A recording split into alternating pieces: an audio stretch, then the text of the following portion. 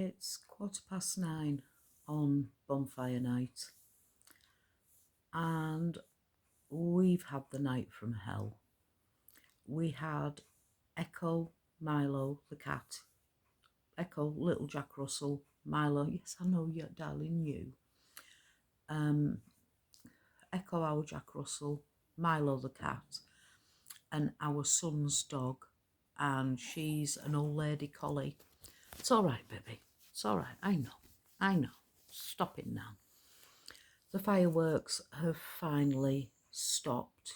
Well, they haven't stopped. They're still going, but they've calmed down a lot to the odd bang now.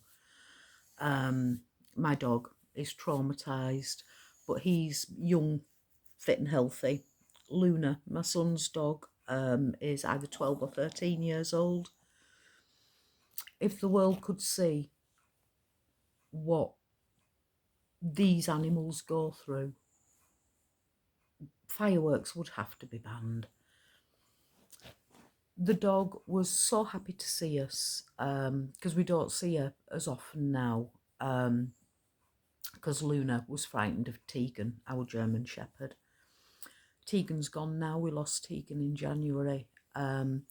So I was delighted to have Luna tonight. She was supposed to be staying overnight, but things got so stressful for her that I had to ask my son to come and get her, or give my son the option of whatever he thought was best for her. She's just left. They were both, it's all right, babe. They were both very distressed. I mean, let me flick and show you.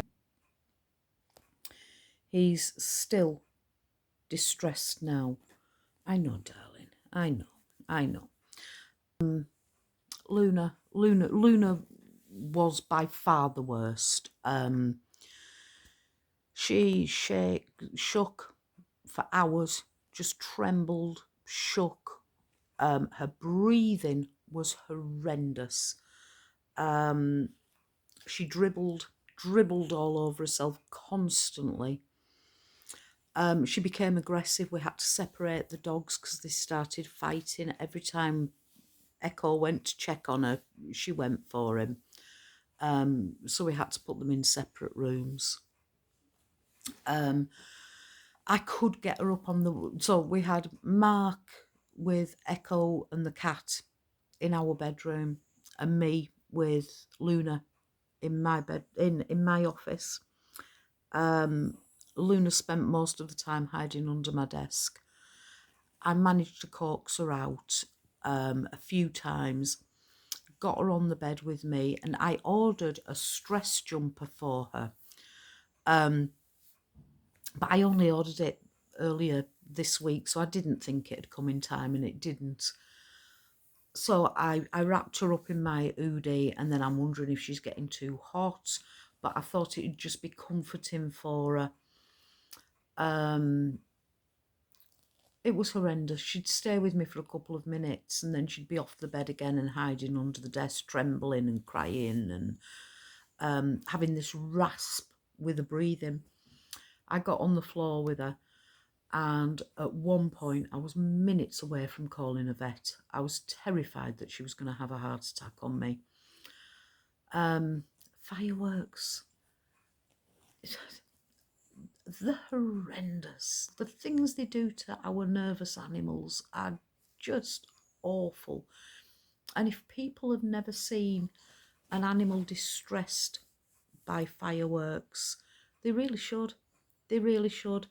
I'm sure that 80% of the population would want fireworks banned if they saw the state of these two dogs tonight.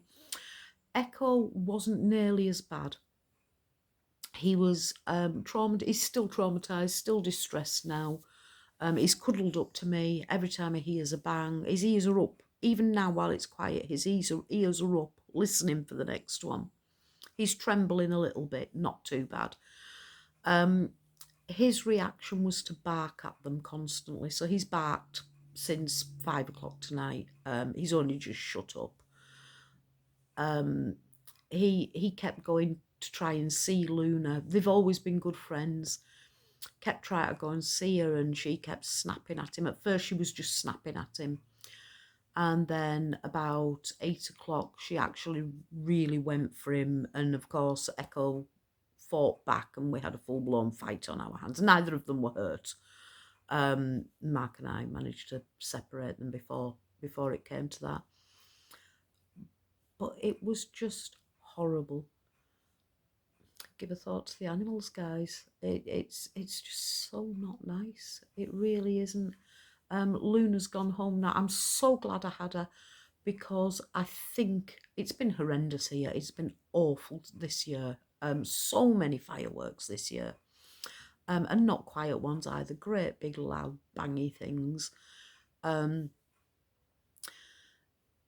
Here, I felt, or we all felt, that it would be a lot quieter for her here than at Mark and Stacey's, and they were taking the kids out to a firework display.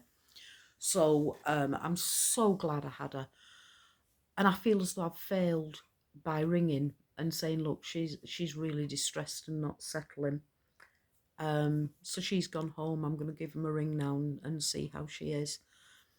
But it hasn't been a pleasant evening for them. It's just been horrible for them. The poor animals.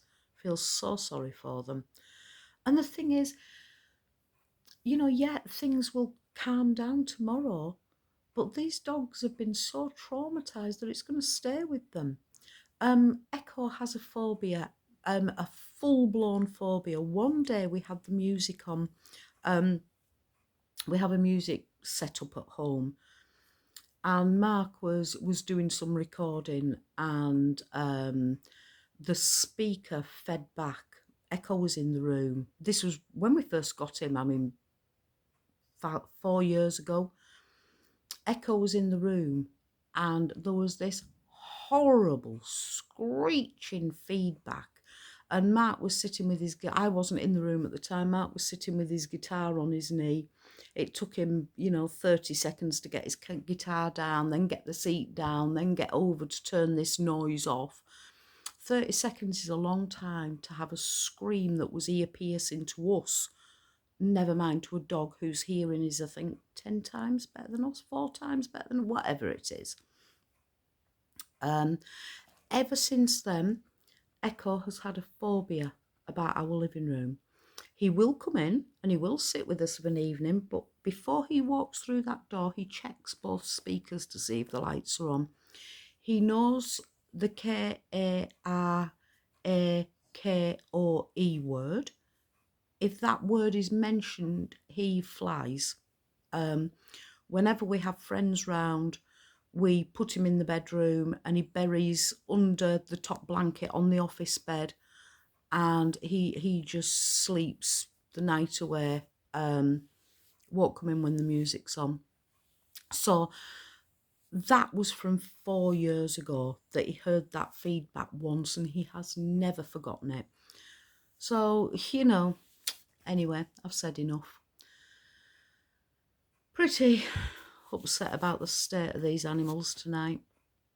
Not a very nice chat. Speak to you soon. Bye.